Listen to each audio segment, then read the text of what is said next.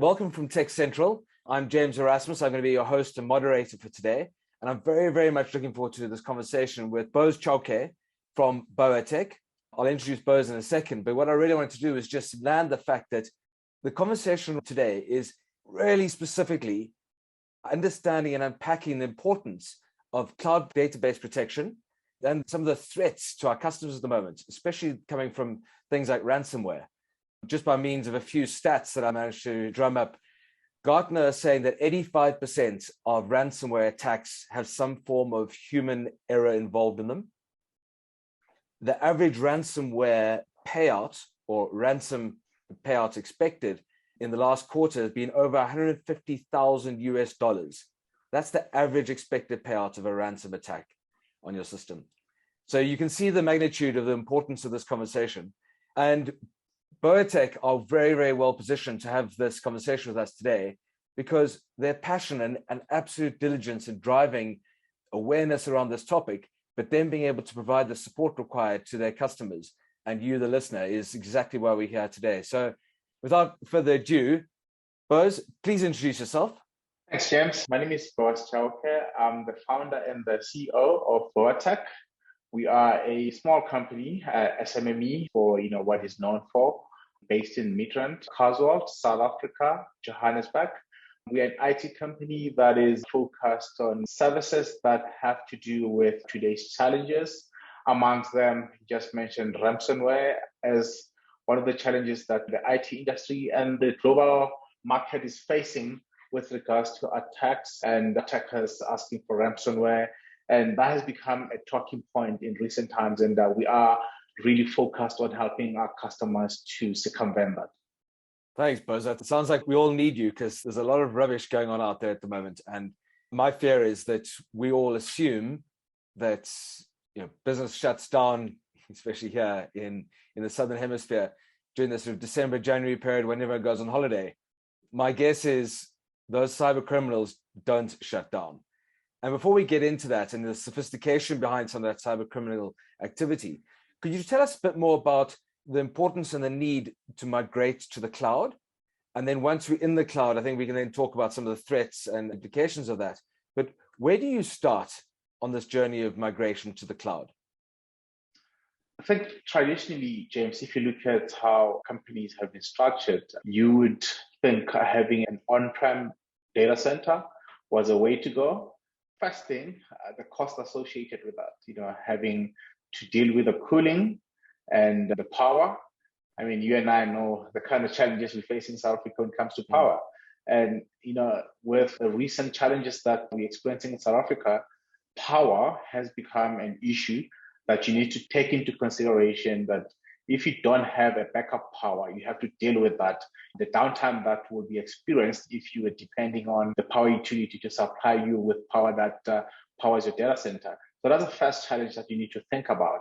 And with cloud becoming a technology or a direction that a lot of companies are taking, it's taking that pain away from you that you need to worry about power, among other challenges that we will touch on going forward. Got you. So there's a series of decisions that need to be made around why one would consider keeping one's systems in-house or migrating to the cloud in totality, or perhaps a hybrid of the two. And I suppose that decision-making matrix effectively is something you would guide your customers in understanding? Absolutely. If you think about how companies are structured, you're looking at the startups, you're looking at companies that are emerging, just thinking about setting up a data center is the last thing that should be on your mind because you want to focus on what drives the business.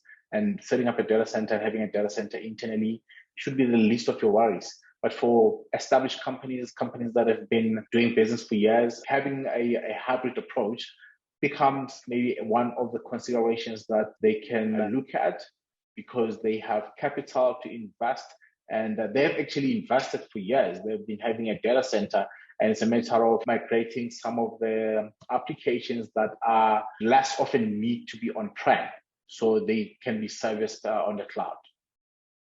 Okay, so might I split some of my IT needs to remain on-prem and others to be on the cloud?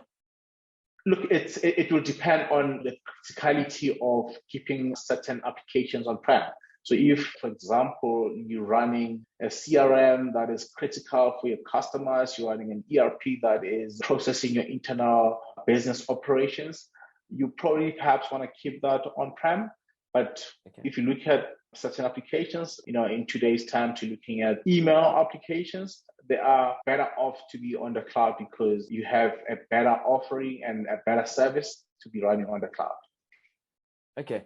And Boas, I've got so many questions, and I hope that a lot of these questions are going to help define where the listener is going to be guided by yourself and your team. And a lot of what you've been talking about in our previous conversations, and also your website makes very clear reference to how pragmatic your and your organization's approach is to the cloud. So if I'm the CEO of a company and I approach you and say, Boas, help, I'm not sure we even know where to begin. What does that pragmatic approach look like from Boas Technology?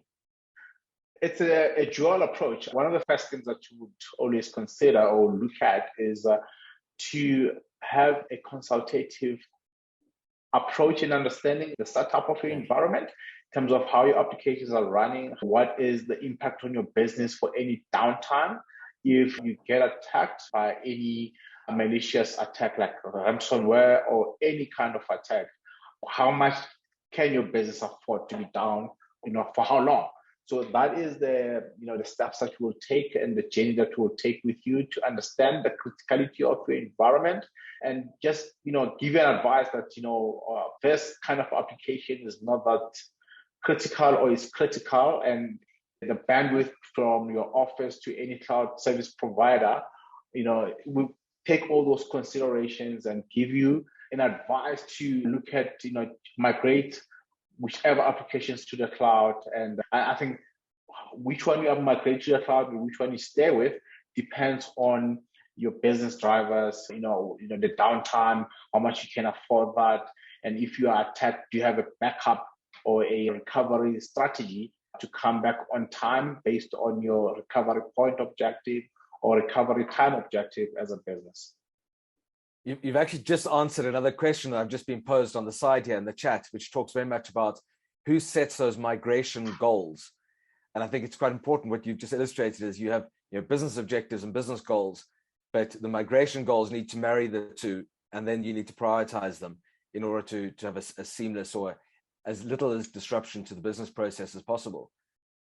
Definitely, you have to, because remember, IT doesn't exist on its own. IT has to assess the business, has to help the operations of the business, has to help to automate the business, and most importantly, has to help to secure the assets of the business.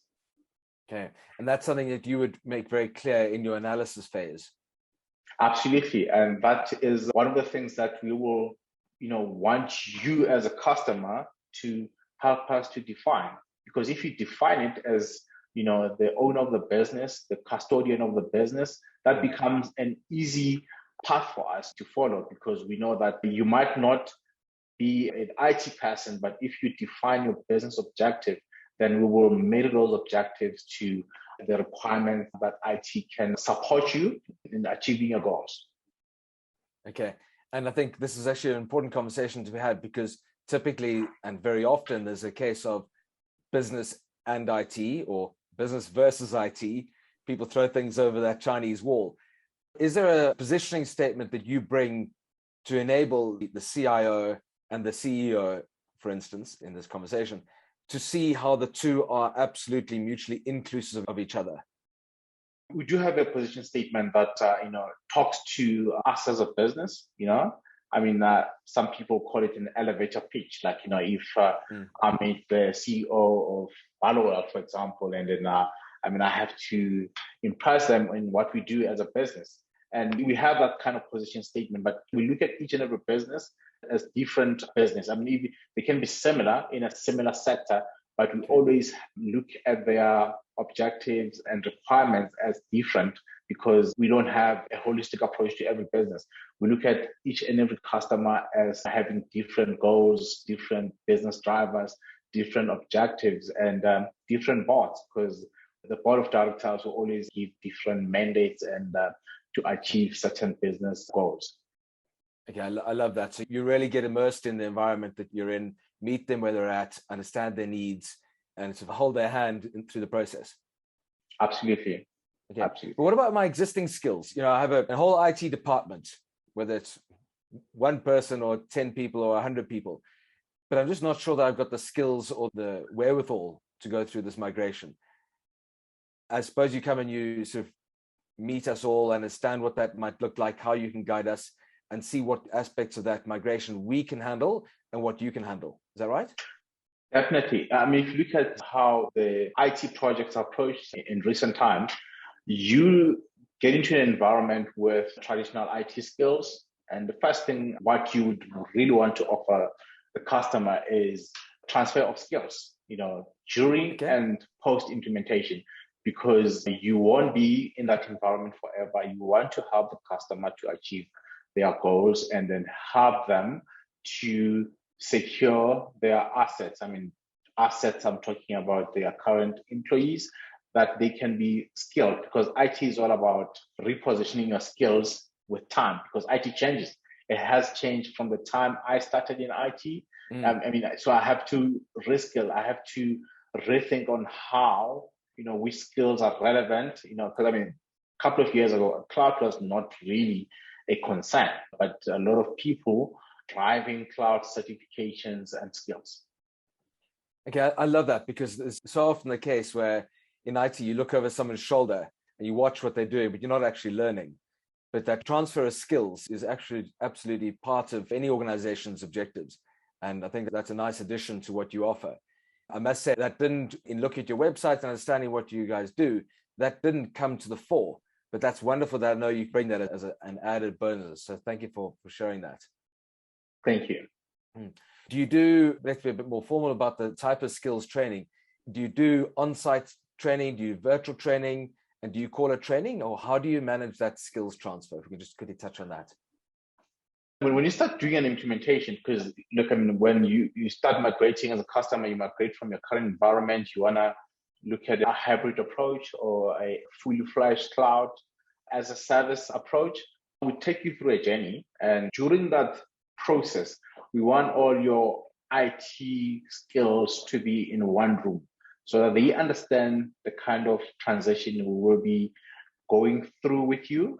We will then, from the first day, just in terms of us explaining how this will unfold, is the beginning of the skill transfer into a classroom approach where we have an instructor-led course as part of the skills transfer into a hands-on approach where as we transition, as we move workloads from your on-prem into the cloud or setting up new workloads, we sit with your resources that are maybe a server administrator, then we help them to transition into a cloud architect or a cloud administrator.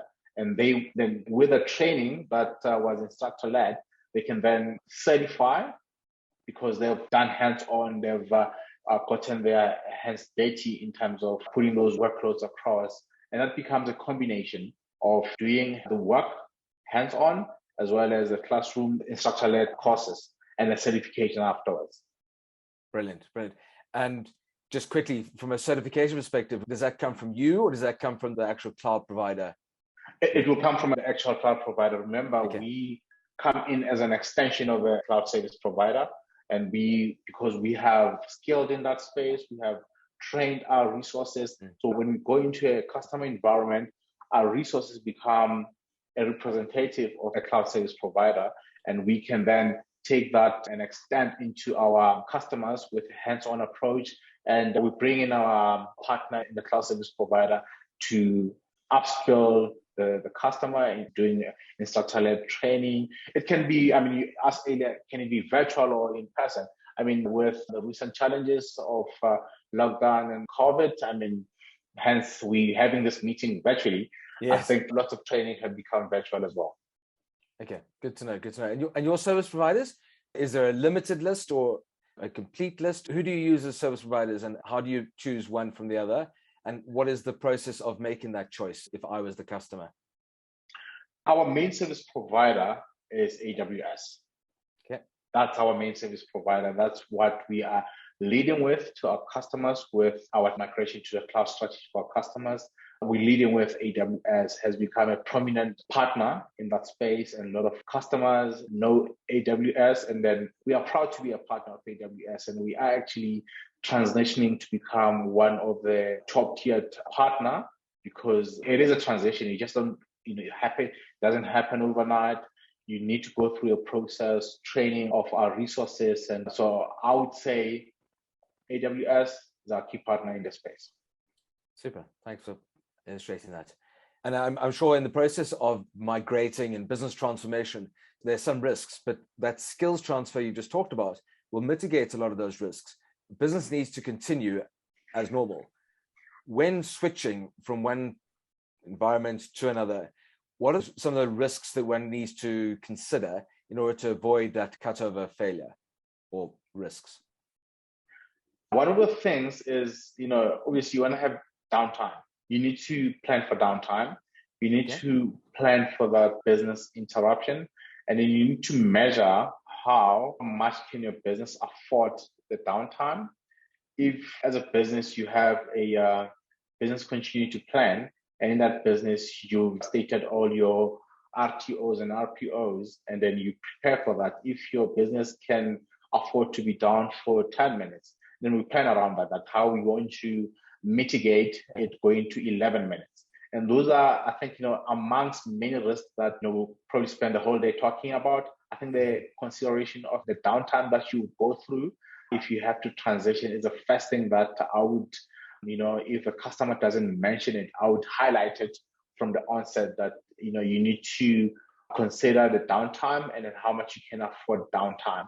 And for example, one of the periods or favorable periods to do this kind of a transition was like where we are currently, holiday periods, because there's less activity, there's less action happening within your business. So you can afford to go down without your customers noticing that your environment is down. I mean, during long weekends and weekends. So you don't want to do it midway in the middle of business operations and business as usual, and then you transition. So I think I would advise customers to look at long weekends, holiday periods as time to go through that process.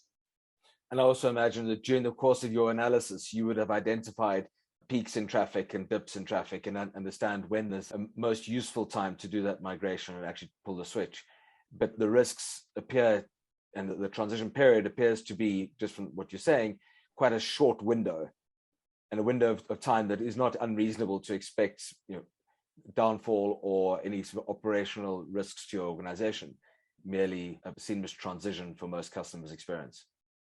Absolutely. So that analysis is definitely key, because you might assume that the weekend is the most favorable time, or assume that the holiday period, depending on the kind of business as well. I mean, the type of business really determines which one will be a favorable downtime. I mean, if you look at a retail environment and then you choose the holiday period as a favorable downtime, you might be getting into some unplanned travel because everyone is out there going shopping. I mean, for example, you look at end of November, and as a favorable downtime for a retail, you will really have a hard time to convince any customer who is in retail, because that's when they look at your Black Friday kind of shopping. So for retail, definitely not in holiday periods, but for an industry like mining, perhaps, or any other industry, maybe government, but banks as well. Banks can be holiday periods, are busy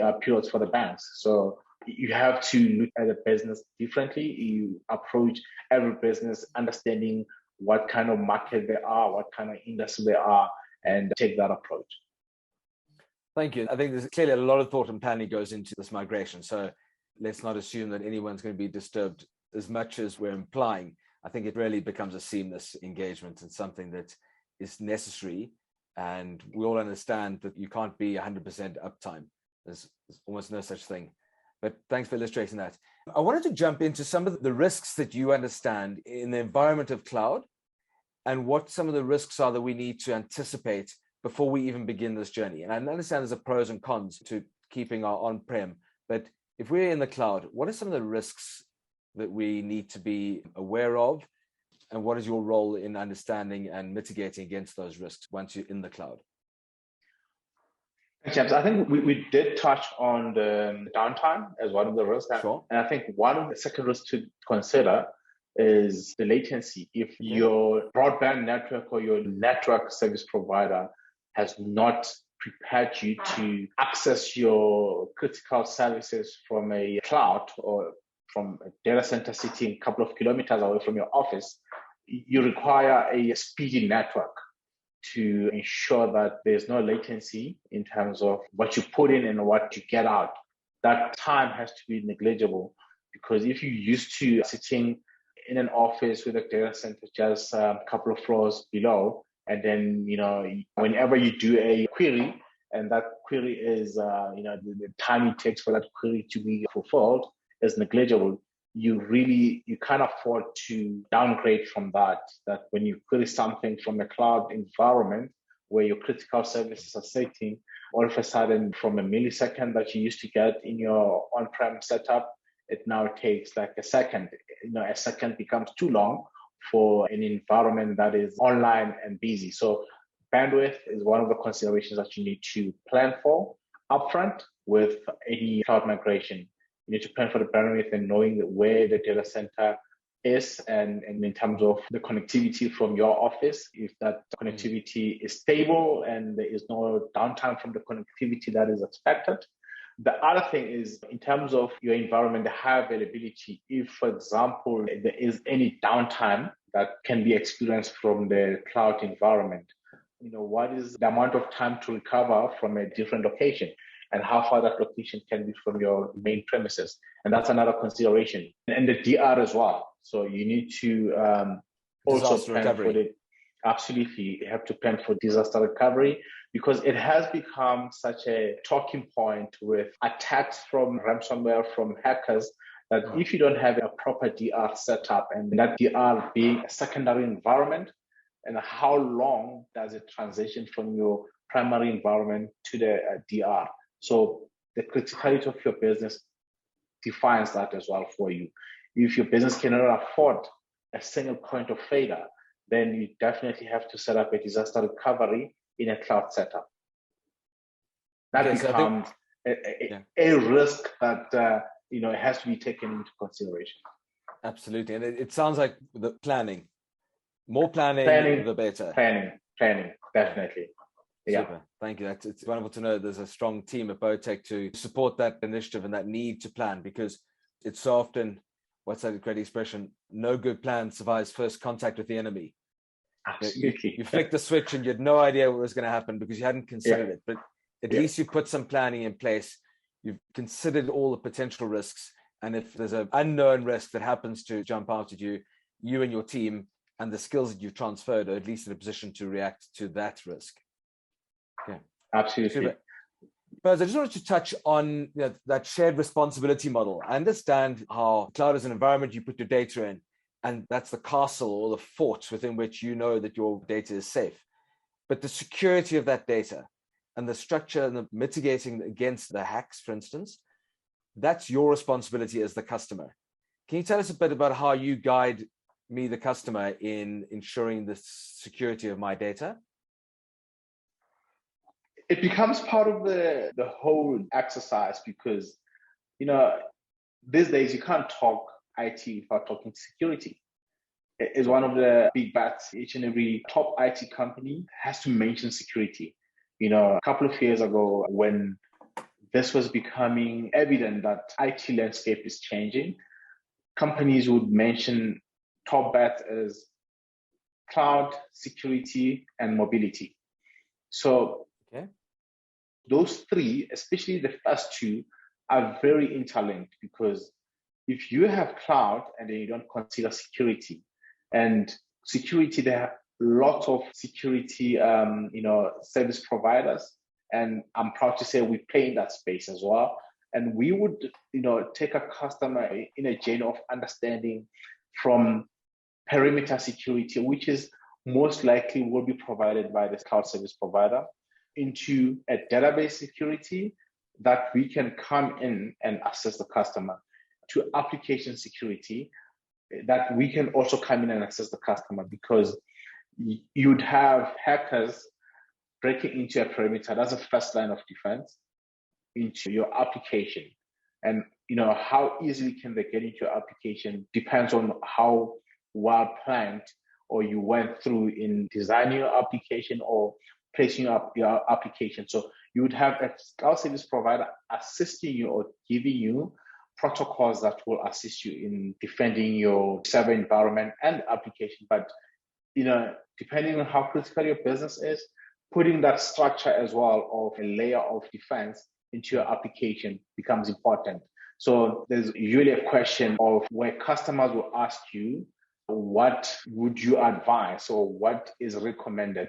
And the answer that we always give is it depends, because it depends how critical your environment or you consider your environment is. It depends on if your environment has to go down, what are the consequences for your business? So those things, if the layer of security that we put into your environment depends on how critical your environment is. We have other customers that would say, I don't mind, don't tell me about putting all the security layers into my environment. What I care about is how soon will I recover after an attack. I know I will be attacked, but don't tell me about securing and selling me insurance into my environment. Put something that would enable me to recover easily after an attack, because an attack is imminent. I can't avoid that. So it depends on the customer's preference and the risk appetite. Absolutely. I think that you hit it on the nail there. Yeah. Okay. And what do you typically see as a single point of failure that you would warn people against? I think it's a variety of things, but I think in one term, I would say perimeter security has become sort of neglected, but you have service providers that are punting that. So not securing your first line of defense, which is a perimeter security, because once they get in there, they would hover around until they find an area to set in. Because we often talk about ransomware hitting a customer, as we've seen in South Africa recently, with government institutions, among other companies that have been victims. I'm going to ask you to unpack some of those if you don't mind. Yeah, absolutely. So and so has been hit. We think that it happened on that day.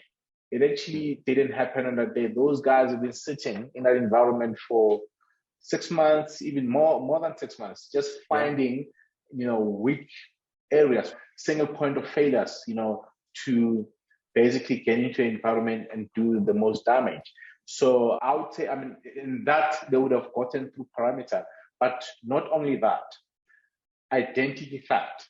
So we often talk about identity theft in terms of credit cards in this time of year, where if I walk around the shopping mall and someone steals my ID or my credit card, in a corporate environment, identity theft has happened quite often in recent times, where all I need as an unethical hacker is to access your username, just your username, and the rest I'll figure out in terms of getting your password.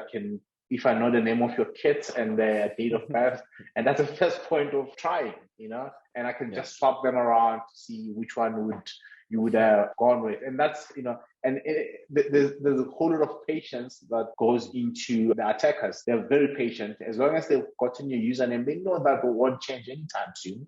And so as we're talking about a single point of failure, and, single factor authentication becomes another single point of failure, where logging into an environment, instead of having a multi-factor authentication sitting at home, you just use a password. And that your environment is critical.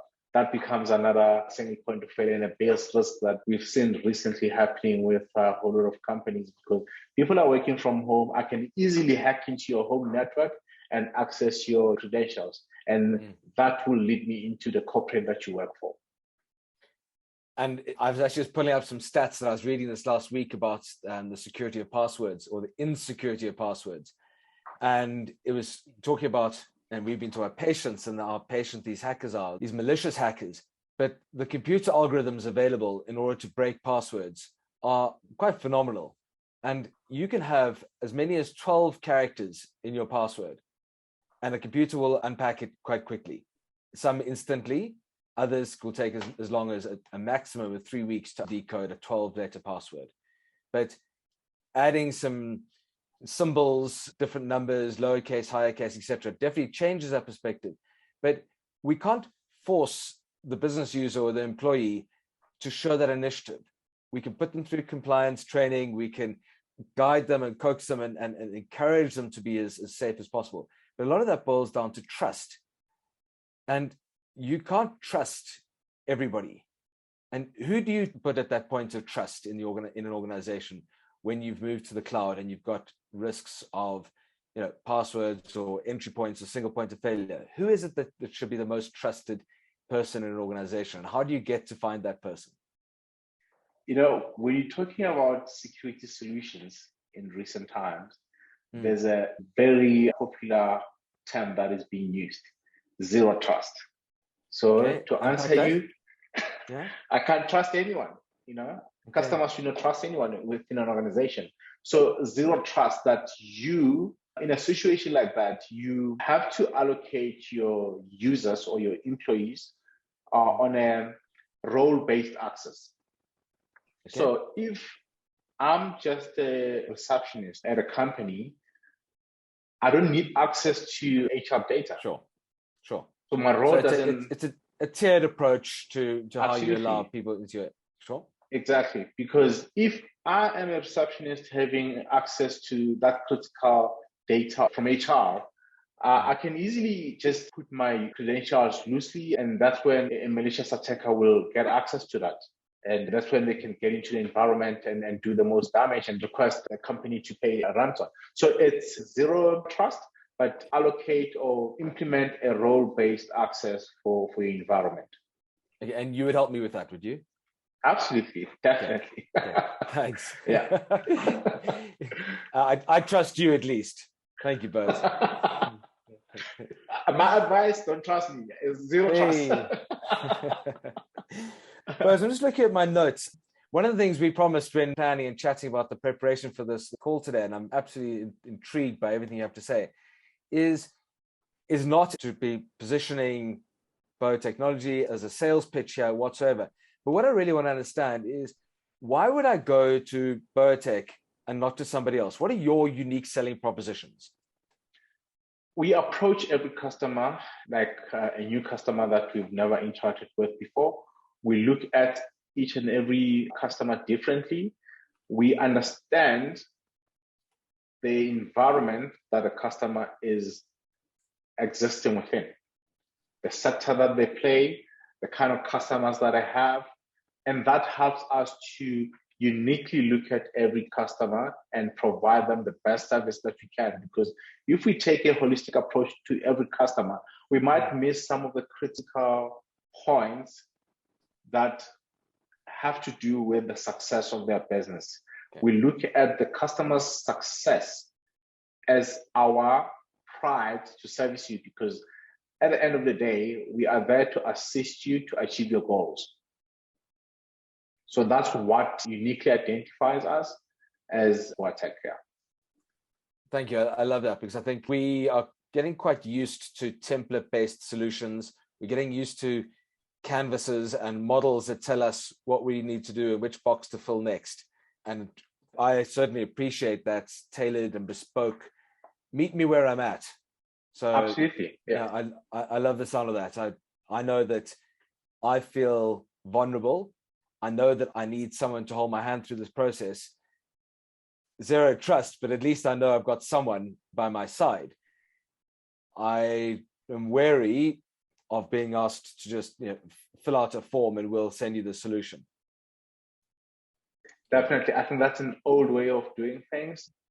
These days, taking into consideration what just happened in the past 2 years, you really need to understand the customer and the changes that they've gone through, because not every business, I think all businesses have really changed, or what has happened in the past 24 months has changed the way we look at things, the way we do business. We Absolutely. thought that people will be comfortable working at home and they will be productive.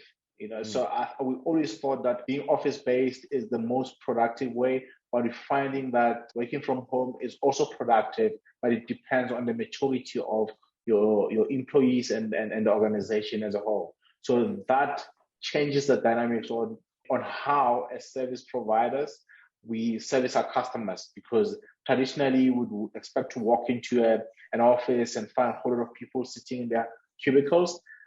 Nowadays, it's all virtual, and we have to understand the dynamics that go into that kind of virtual setup and how that has changed the customer's business and the environment. And what I'm definitely hearing you say, and I know we talked about hybrid cloud, but I think, and there's also hybrid working, and there's hybrid everything at the moment. Yeah. And I had a fascinating conversation recently with Salesforce, and what they were very clear in explaining was that the bricks and mortar shop still serves a very important purpose, but so too does the online presence of any retailer. And understanding the customer's need and putting the customer at the center of that engagement is critical to the success of that retailer. Really understanding how they might go to the store, try things on, see if it fits, compare it to other models, chat to a human being, and possibly make that an actual purchase via virtual environment online, is something that sounds like you're able to offer and bring that comfort to a different type of product, which happens to be cloud. Definitely. I think that's the kind of reorg and the rethinking and re-strategizing we had to come into, because traditionally, we for so many years, we got used to this working from the office. Like if an employee asks you to work from home, you will look at that with a pinch of salt. Okay, working from home, what exactly will you be doing? So these days, it has become a norm. It has become a part of our daily lives. We're getting used to this. In an output-based business, you can do a whole lot of things because you're cutting traffic, the traveling time to work. And we consider those kind of things that you can actually start work at 6 a.m. instead of at 8 a.m. So that's 2 hours of productivity. And then you sometimes end up waking up until 6 p.m. So that's what I found myself doing in recent times. And that's productivity, and that's a whole lot of workload for any environment. And that workload translates into the availability of the resources as we require them from on-prem or on cloud. So that becomes really a game changer in how we do business today. Thank you for illustrating that. It's a good analogy. Boas, can you tell me about some of the local experiences that you've had or other organizations have had that you can talk about? I don't mind if you don't mention their names, where they have been caught short for not having followed the plan. It's a very close example to me because, if you think about, hitting home, because when you are in an environment where people are working from home and they can't access the services because the network service provider that you've gone with you have not renewed the services that enables you to connect from home. That is a very close example to a cloud setup. If you just look at the cloud as, okay, we have a cloud service provider, but ignoring the connectivity, the line that goes from your premises to the cloud service provider where your data is sitting or your environment is sitting, it's a very dangerous game to play because you need to have that in place. You need to be connected, making sure that you don't have employees idling because they can't connect, because sometimes it's a very good excuse for no connectivity, or in recent times, no power, So if there's no power, we can all idle for 2 hours. If there's no connectivity, we can all sit and say, we don't have network. So we will sit until this is fixed. So that becomes a very critical area not to ignore, because it can lead into less productivity over time, because you looked at the cloud, you migrated into the cloud, but you have not looked at the points or areas that connect your dots from your business into the environment where your cloud solution is sitting. And it sounds like you're possibly talking about a recent example of someone you know, an organization you know in South Africa that's failed at their migration. Absolutely. It's a very recent example. It's in South Africa, just outside of Gauteng, without mentioning names. It's in in a province, but yeah, it's an organization within South Africa that experienced that. Yeah. Yeah. And again, maybe that's an argument to consider hybrid cloud, is that you can do a large portion of your work on-prem, knowing that when the lines are back up or that fault has been remedied, you can sync back with the cloud again.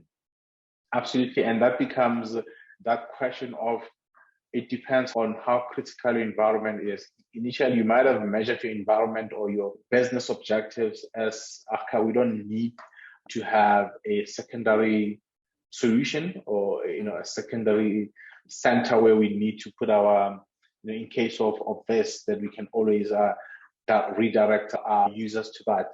So that depends on, during the planning phase, did you really think about that? And that can also be caused by a lack of business continuity plan. If you don't have that, you won't really think about having those contingency plans in case something like this happens. Or maybe you know that your network service provider is not reliable.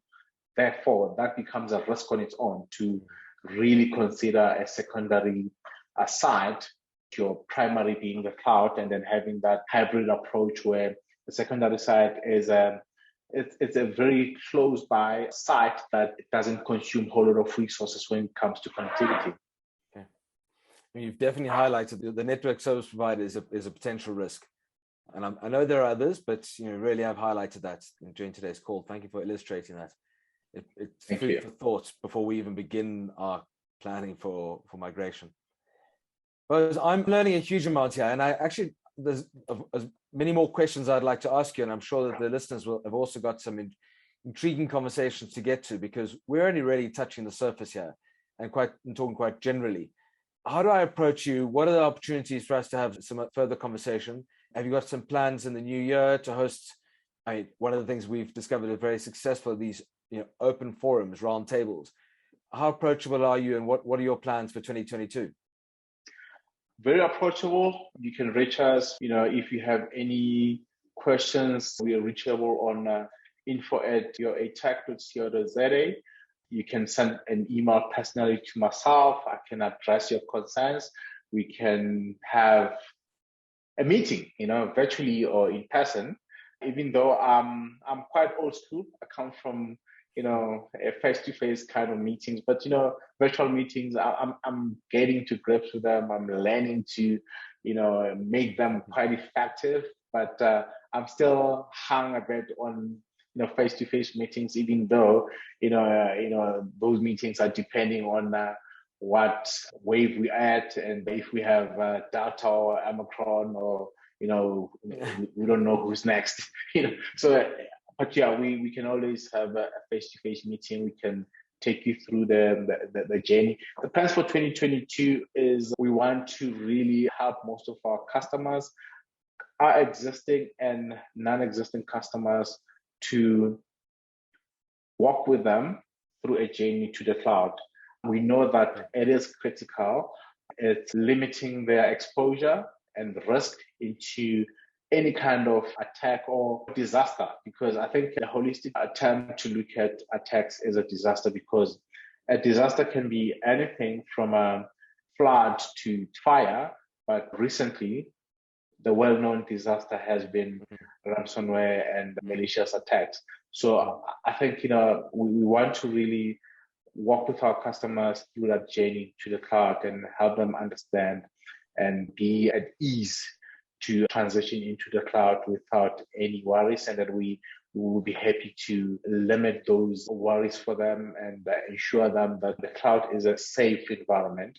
A couple of years ago in South Africa, it was a concern for customers was, where will my data sit? So these days, that's no longer a question to worry about, because we have AWS having premises in South Africa, so data sovereignty is no longer an issue. Data will sit within country, And then you can rest assured that any government regulation, we've been talking about papaya in recent times, won't be that much of a concern in terms of where your data sits. So for us, that is good news, and we're really looking forward to help our customers do the journey to the cloud and help them to secure their environments in terms of different solutions that are security-based and having those solutions hosted on the cloud. Boas, thank you. That is incredibly reassuring. And I think that's the one thing I've got from this. And we've talked about zero trust, but I'm definitely reassured that there's a love for this product, a love for the service, an absolute detail behind what you want to achieve for the customer. And that customer centricity has come to the fore. So thank you. I think it's been an insightful conversation with you. I think that it's been quite high level. We haven't delved into too much of the detail or technicalities of it. And no doubt those questions will come flooding in, and our listeners will hopefully get a chance to absorb what you've had to say, give it some consideration. And I know this year is suddenly drawing to a close, but there's still time in 2021. The cybercriminals aren't resting. As much as I'd love to think we all can get a chance to take a bit of a break from this year, we need to keep our wits about us. And Boas, you seem to be the man. Thank you very, very much for a really insightful conversation. I welcome any questions from any of the listeners to pose them directly to Boas, direct or through Tech Central. We're here to help. We're here to help partner you guys if the conversations are required. And really just to say thank you for all the team at Tech Central. Thank you for the team at BOATech. Thank you everybody for participating, and thank you to the listeners for what I found to be a really, really wonderful conversation. And Boas, I can't wait to meet you in person. Thank you, James. It was great, talking to you, and I'm looking forward to, a cup of coffee in person with you. But all the best and the end of the year, and talk to you soon. Thanks, Boas. Thanks for your time. Keep well. Cheers. All the best. Stay safe. All right. Bye. Bye, Boas.